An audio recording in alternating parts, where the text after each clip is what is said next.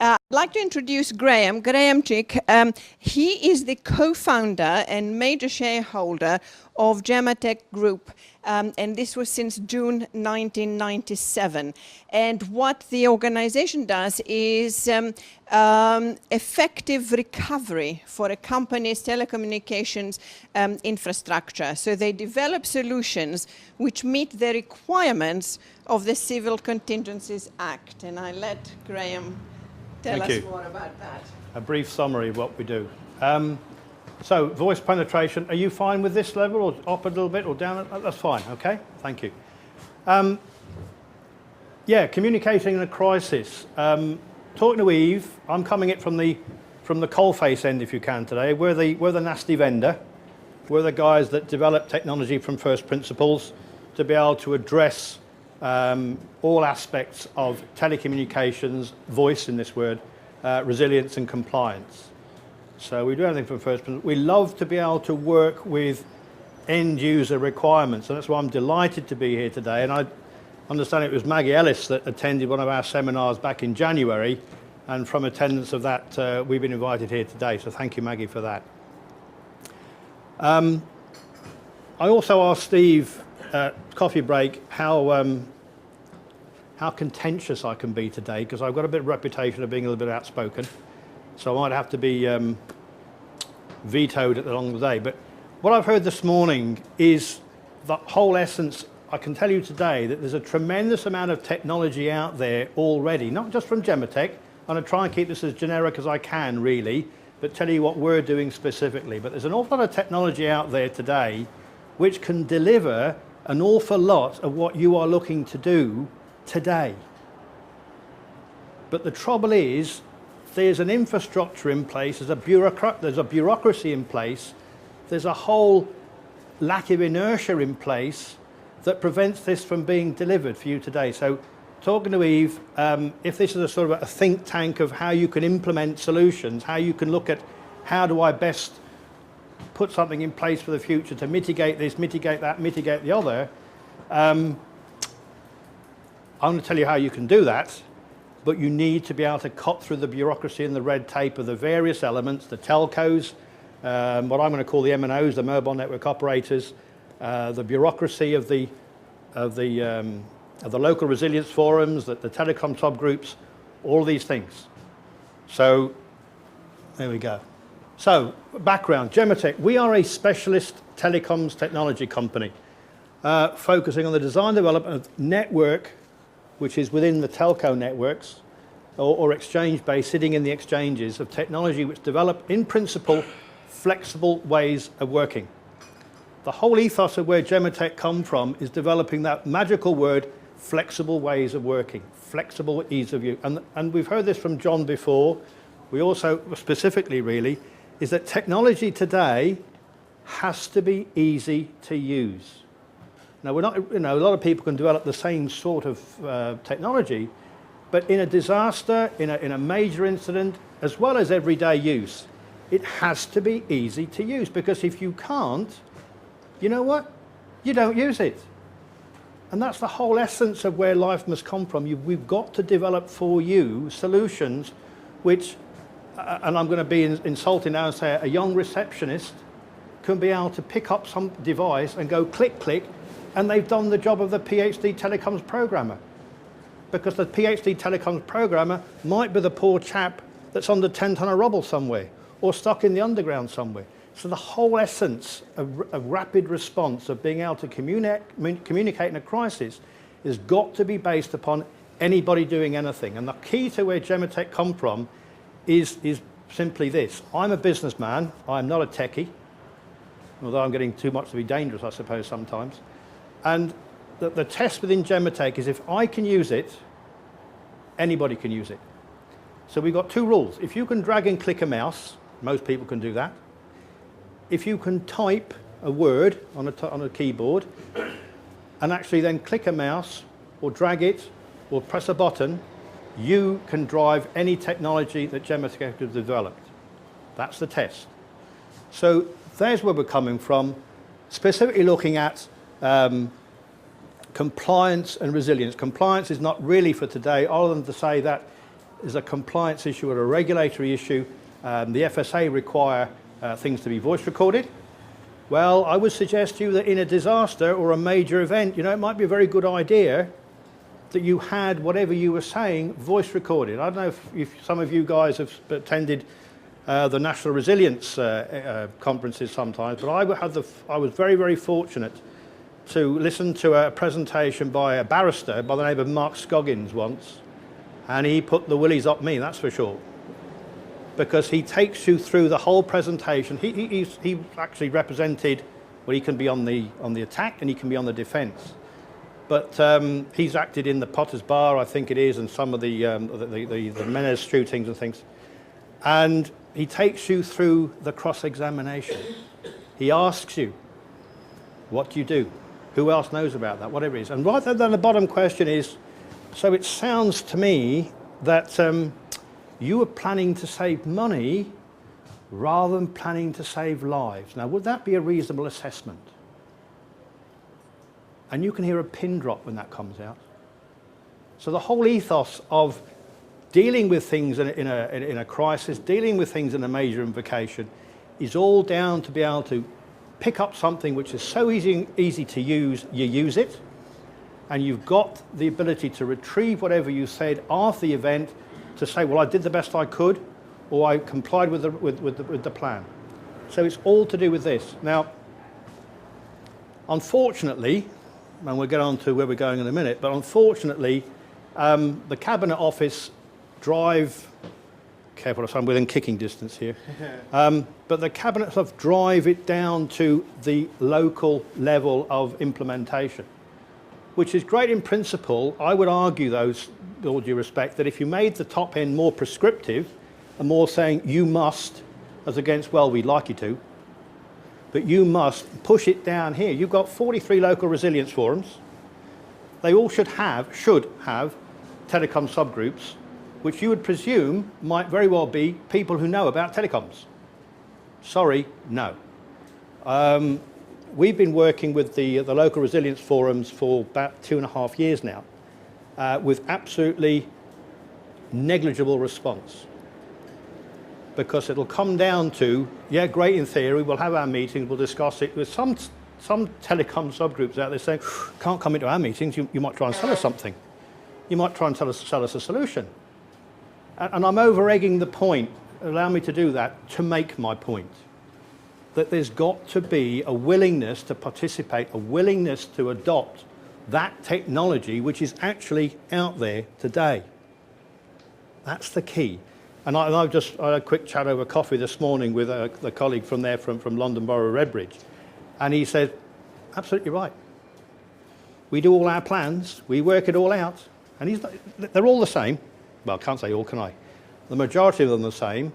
We've got our plans, we've got that, yep, but we can't implement anything because the chief exec says, well, it's never going to happen. So, you know, do the plan, fantastic, put it in the drawer, and we've got the tick in the box. There's no budget to put this in place. This has not been from the last 6 weeks since the budget. This has been for the last 2, 3, 4, 5 years. Remember, the Civil Contingencies Act was passed in November 2004. It came into law in November 2005. That's nearly 5 years ago. But how much has actually been put in place? Off the soapbox now, let's talk about what's possible and what we can do. There's our little sort of our credentials for being here. My R&D division's been going since 1995. The sales and marketing operation, when we had stuff to start putting out, they were in 1999, and we've actually got a solution which we're working with in the States now. Many millions of pounds got into where we are today. And where we look at specific, now Eve has also said, look at blue sky thinking. Look at what we can do in the future. How can we address these problems? Well, we will, but I put these slides, the first few slides in here, thinking, and what I was just been saying about the lack of take-up within the marketplace, suggesting that, you know what, this is our present. I think to an awful lot of people, this is their future. Yeah, is that too simplistic? Because where we come from as a core product, and we'll talk about mobiles in a minute and the vagaries of mobiles and signal and all that business, But you know what really works? What really works today is the PSTN, the Public Switched Telephone Network, the BT Cloud, the C&W Cloud, the Colt Cloud, the network. It has to be, by the Communications Act, 5 nines resilience. And that's 5 minutes downtime across the whole network. Admittedly, you've got about 6,000 exchanges, so if one exchange went down and everything else stayed up, you've got about 2 weeks downtime, so put it in perspective. But that is the resilient part. BT rarely goes down, and if it does, it's all hands to the pumps to get it back up again. Apart from the fact you probably hear about Paddington a few weeks ago when there was a major flood, and that tripped up some real big issues within BT.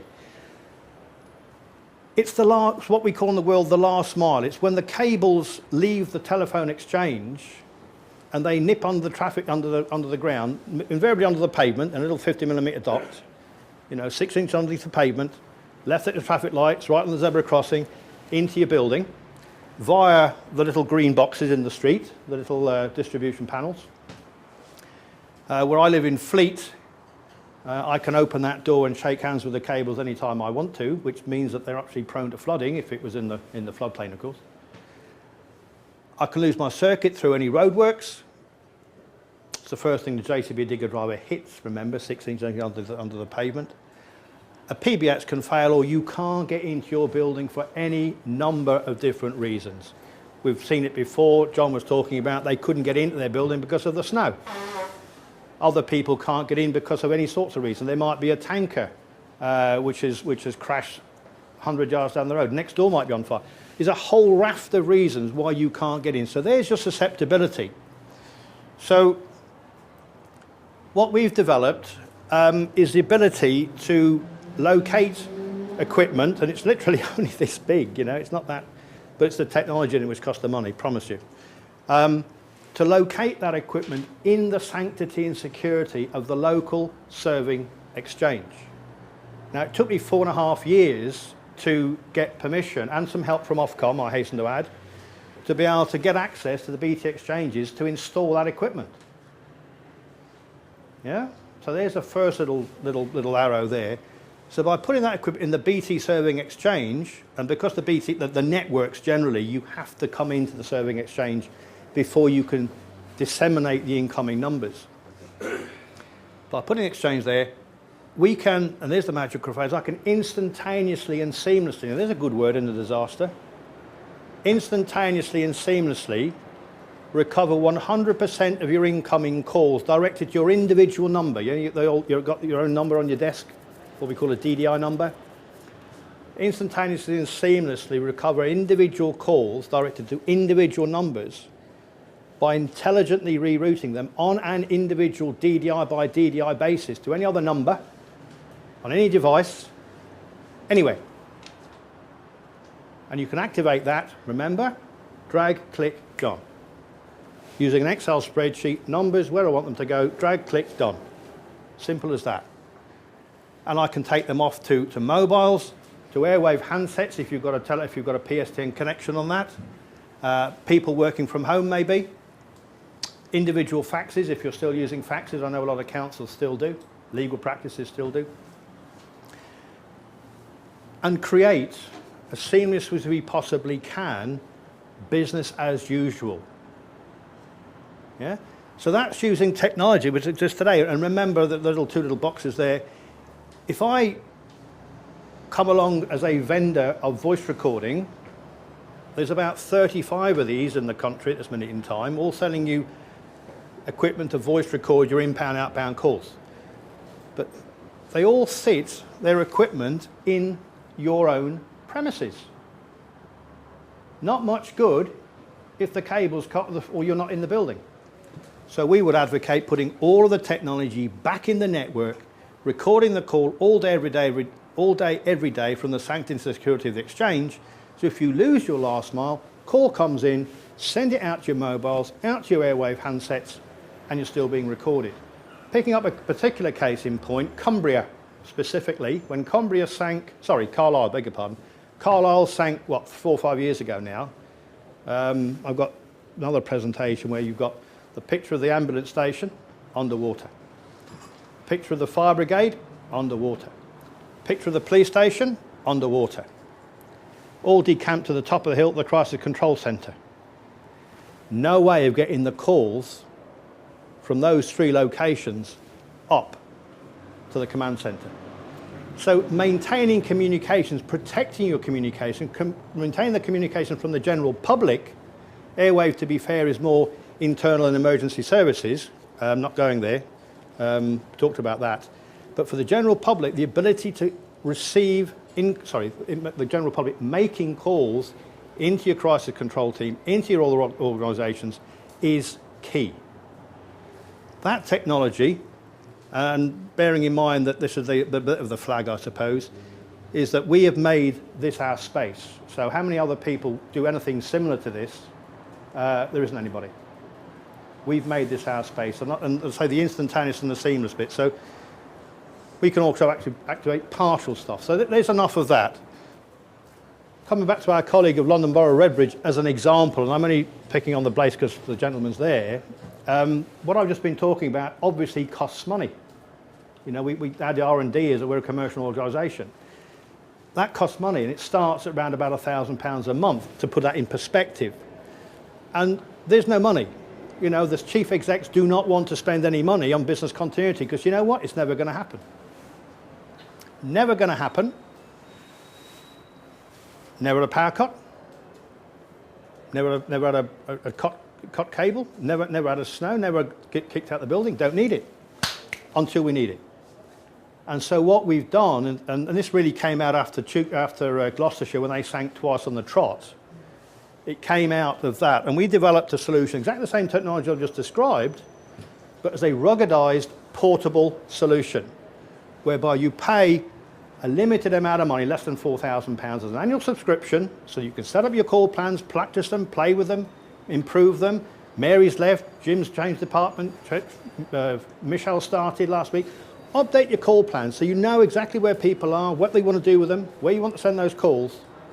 That's all you do, and that's all you pay, because it's never going to happen to you.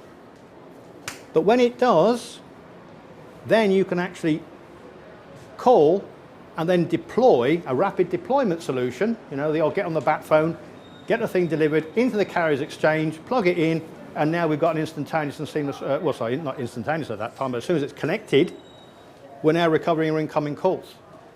And the SLA on that I'm targeting is 4 hours. There's only one snag with all this, guys. The carriers won't let me deploy it. Slight snag. BT, too difficult. Got to worry about this. You know, can't do that. So the technology that exists today, and this is, I'm just using examples here now to illustrate the point. Technology is not the problem. It's the ability to deliver. So what I'm talking about is our core solution there, instantaneous and seamless, ability to voice record, playing personal announcements to individual incoming callers, invoke partial invocations, because if you've got a 500 seat building and 20 of your key people can't get in through the snow, let's say, but they're the mission critical guys, you don't want to kick all the calls to your recovery site because of those 20 people.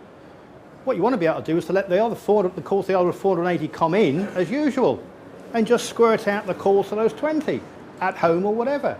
It's simple, but we can't deploy. We have to go and beat up and have the agreements with the carriers to try and deploy this stuff. Moving on, what you've been talking about today is keeping people informed.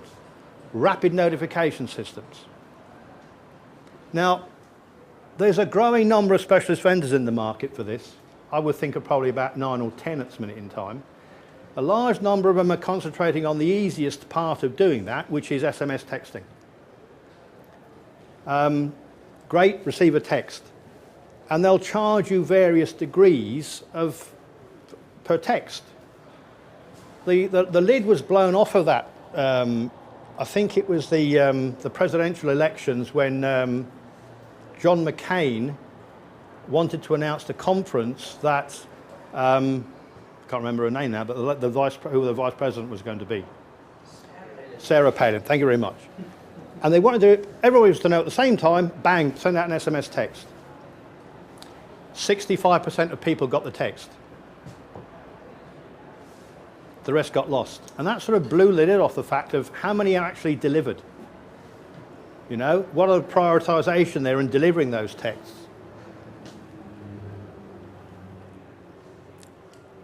More and more of the companies, though, and I'd like to say we're one of those, I'd like to think, you need to incorporate lots more different medium in there. And I was delighted to hear the last reference from David there, that people on Twitter know about things before anybody else. Well, that is the key. It's the social media you wanted to do this with.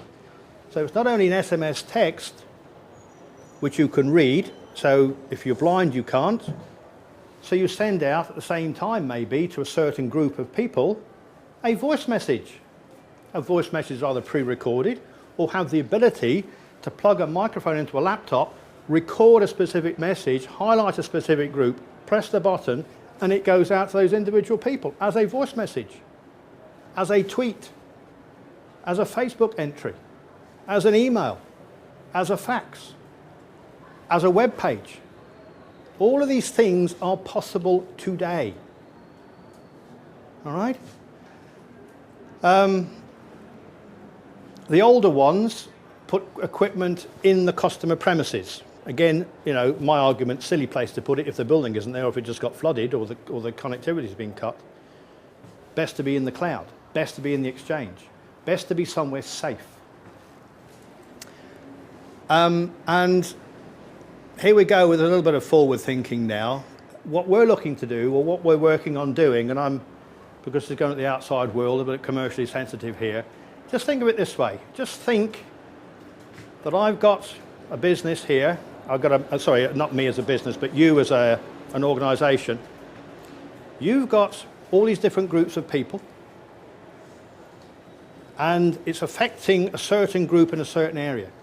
So let's put this simply and say I've got my iPad, take out my iPad, and I've got all my maps on it. And I just get my pen and go round that circle there, I want to send this message. That circle there, that message. A bigger circle here, that message. You can do that. That's what we're working on developing as we with a major tablet provider at this minute in time. The ability to quickly and easily identify groups. Now those groups, if the MNOs and the law was changed to enable this, that might be to send every mobile in that circle this message. A smaller circle might be a more urgent message. A bigger circle will be, it's coming your way. Head west. Just think if you could do that in Mumbai. A message, bang. The guys are on the 3rd floor. If you're on the 3rd floor, lock your doors. If you're anywhere else, get out quick. Now that brings you to another point here. We need to be able to think about how quickly we can deliver those messages. Again, being a little bit contentious, the MNOs have all forced us to say, I can send a group message.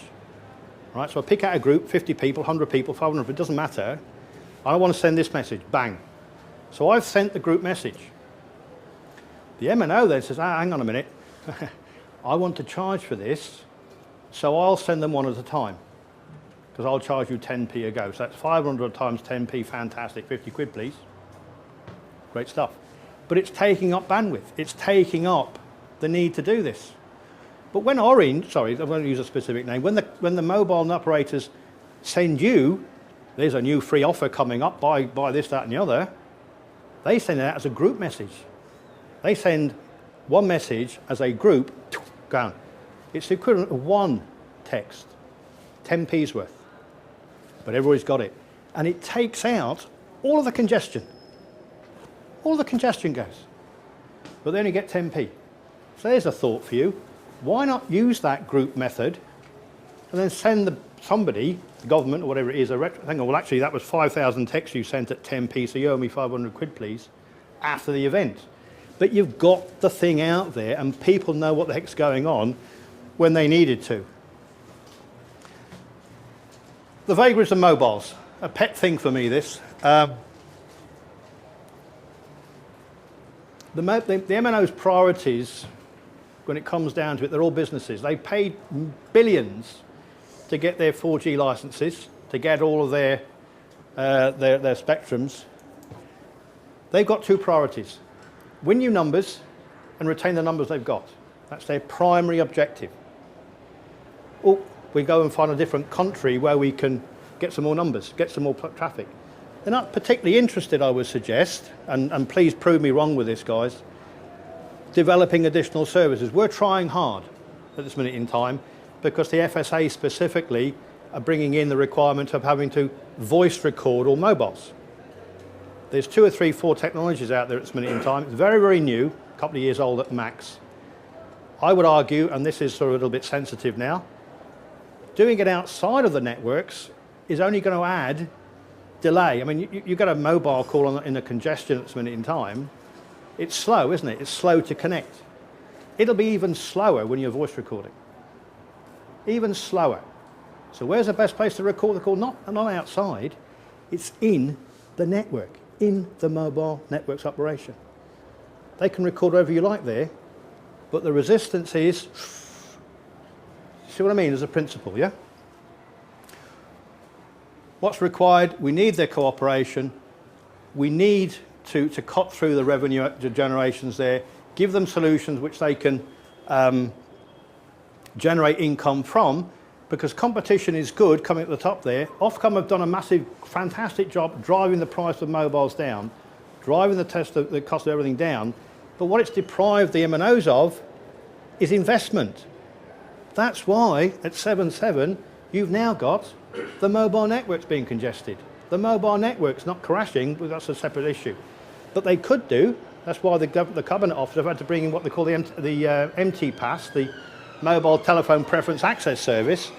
When things get tight, they lock out the general public from the mobiles and retain the bandwidth, quite rightly so, for the emergency services. Because you've got a bandwidth problem before you start, let alone carrying on. So group messaging in lieu of single message, we've talked about that. Speed of delivery, removal of congestion over the networks.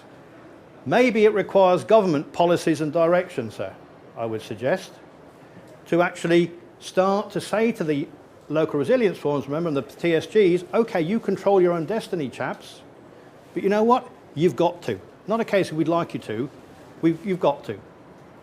Because in our experience, you talk to the different LRFs and it's the emergency planning officer in this department or it's the telecoms manager in that department. If you're going to start to think about planning and coordinating all this, you know, in your think tank here, you've got to understand that it's not a technology issue, it's an implementation issue, and how we can get joined up government, if I can say that, and joined up delivery.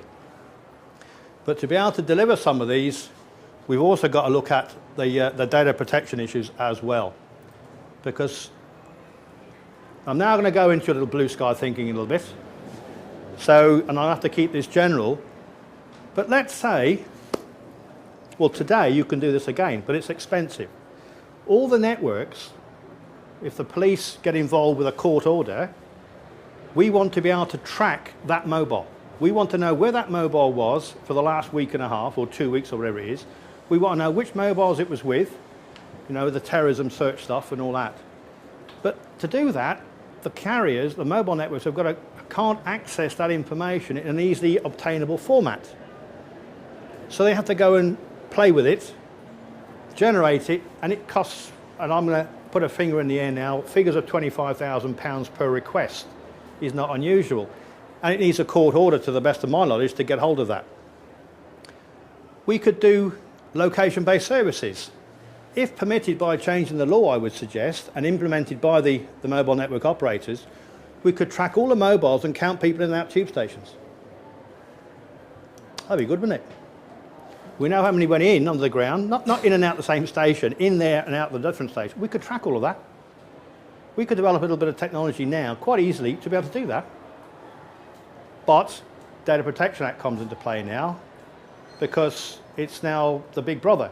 So why not have that maybe as a subscription service, whereby as part of your minutes contract, and I'm just going to throw a figure in here, for an extra 40p a month, you allow your mobile network operator, as soon as there's a disaster happens, to release your information to the monitoring operation. And they can now start tracking you, where your mobile is, where you might be, to find out, you know what, there they are. Oh, they went into that underground half an hour ago. We can't find them coming out somewhere else. We could do that. I'd never get it past data protection, and I'd never get that through the MNOs at this minute in time. So once released, and using mapping tab, remember my iPad type of approach? There's an incident there in Allgate. Let's talk about 77 Allgate. Right, big thing, right, map around there, message to those people. Map around there, message to those people. It's all there. You can do that. Some ideas. Consider extending the mobile network. Why not put hotspots? You can go to McDonald's, there's a hotspot. Well, why not put hotspots in the tube? Right in the communal areas at the top. Hotspots love bouncing off walls. That would probably get you to the top of the escalators. So you could send, using my tablet again idea, a message to those people just going into the tube maybe. London Underground could consider installing hardwired, low bandwidth, what we call pico cells. So wire it down to a pico cell on the platform. That could track you only. You could then send emergency messages. In the common days, London Underground putting in to say, okay, if you really do want to send a text from the platform on the Northern Line, it's going to cost you £1.50 to get you your money back. Repeaters love parallel walls, so all the signal just bounces off all the way through. The trick is getting the agreement of everybody else. So the way forward, the specialist vendors are crying out to work with you guys, the policymakers. The technology is not the issue. The ability to develop refinements of that is not the issue. What you've got to do is ascertain what's required, and we can develop it for you. I'm a bit disappointed the fact that we're doing these MNO, these rapid notification systems from SMS in Holland. I've talked to the Cabinet Office about that before now. It's a bit disappointing they've gone to Holland when there's technologies like that available in the UK. It's so often the case that innovation will only come about when government become prescriptive and dictate policy that forces businesses to implement what is good practice and risk. So that is my rather direct approach to working with mobiles. We need to talk about bandwidth. We need to talk about greater investment. We need to talk about how the specialist vendors can interact to deliver the services that you want. Thank you very much indeed, Graham. Okay, a few questions for Graham, and then I'll ask all the speakers to come up for 10 minutes of panel. Siddharth, there's a gentleman back there, and then in front here. Thanks, Graham, for your presentation. My name is George Mihalachi again. I'm just picking up on your last slide where you show the policy and the government role. I just want to pick up on another point that you made about sending text messages to groups of people that are located on a certain floor on a high-rise building maybe, or in a tube station or a stadia or whatever. I think you would need more than that, because obviously in those buildings you already have installed emergency warning systems that will warn people to go in various directions based on some modeling and other issues that arises as the time goes. So on this, I would say that probably, as you pointed, the policy would have to be critical to integrate all these messages to make sure that people are not confused and then going some down and some up, as you pointed. I agree. Text messages. And to be fair, you're talking about a high-rise building sending a message to the people on floor 3. I agree, because it's very, very difficult to control it on a vector of pointing them to a certain floor. Like, when I was talking about Mumbai, just to pick up the hotel, for instance, you might say everybody on floor 3 in the hotel. That would be on the basis that when the guests logged in, registered, they register their mobile number. We know which room they're in. We know where they are. So we're picking that in and we're putting that information into their own rapid notification system. So you're picking it out not by location then, but you've identified them from a location, yeah, that they're in room 302. So you're going to be picking out room 301, 302, 303, 304. They're going to get that message. They just happen to be on the third floor in wherever it is. So yeah, the ability to send messages vertically, yeah, very difficult at this minute in time, 'tis true. But there's other ways of cracking it by identifying those people in a different way, as in a hotel, for instance. Very briefly, and then one more back there. Have you talked to ITU about this? There was a round of work that I did about 3 years ago with US DoD about having a service to catch messages by putting an international prefix code in front. So if you were calling for a number that was at an exchange that had been destroyed by an earthquake, you'd do +991, and then you'd dial the country code, and then you'd dial the rest of the phone number, and it would go into a voicemail. And I think you might find ITU is more tractable for some of this kind of thinking than regional operators Well, are. it's certainly not used anywhere in the UK at this minute in time. No, it was never built. Oh, it was never built. Oh, okay. But it might be a more tractable way into the space through ITU. The thing, I mean, just think of when we're coming back to our landline, for instance. You know, just think of it this way, and I'll just use London as an example. 02, when you dial 020, that means, hang on a minute, I've got to deliver it to London-ish somewhere. 7, oh, that's inner London. The next 3 digits is your three, just using a figure, 345. That is that specific St Paul or Holborn or whatever it is, that's that exchange. Then after that, you've got your individual company number. The way the British network works specifically, a little bit different in the States because it's all, we'll talk about that in a second, but it's got to hit the 345. If it can't hit the 345, you snookered.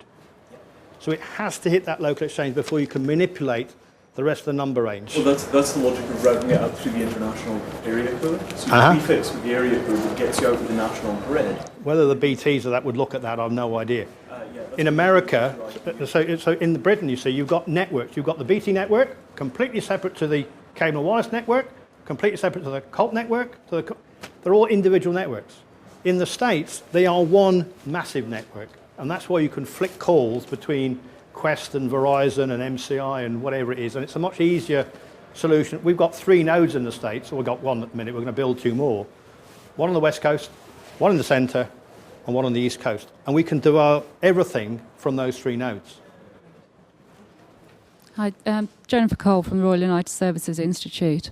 My question would be, your presentation has been very much on what the technology is capable of, but I'd like to ask you who you've been working with and what work you've done on the actual generation of these messages and the timescale of getting them out. Because it's one thing to say you could send a text message to everybody in this situation, perhaps to tell them to go west rather than east. But actually the command decision that needs to understand what that situation is, for instance, in a terrorist attack, to understand that there isn't a secondary device if you direct them east rather than west, is a very important factor of this. And my concern would be that there's a rush to get messages out immediately because we can, without actually understanding the implication of what those messages might be or the whole situation that you need to explain to people. So I'm really interested in who you're working with to make sure that side of it is figured in. The answer is specifically nobody, but the answer to your question is this really.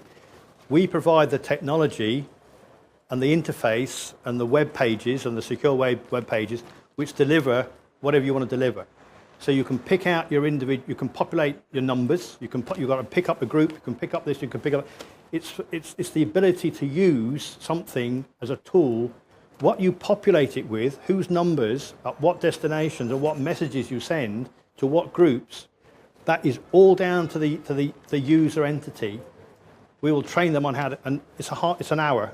If you really want intensive training, it's probably 2.5 hours of how to use it. What messages you put in is very much down to the organisation that chooses to use it. So it's only really, I would say, it's bounded by your own imagination, if I can say that, to how you can deploy. My job is to give you the tool from which to deploy. Okay? Okay, can I ask the other speakers to come up to the front now, please?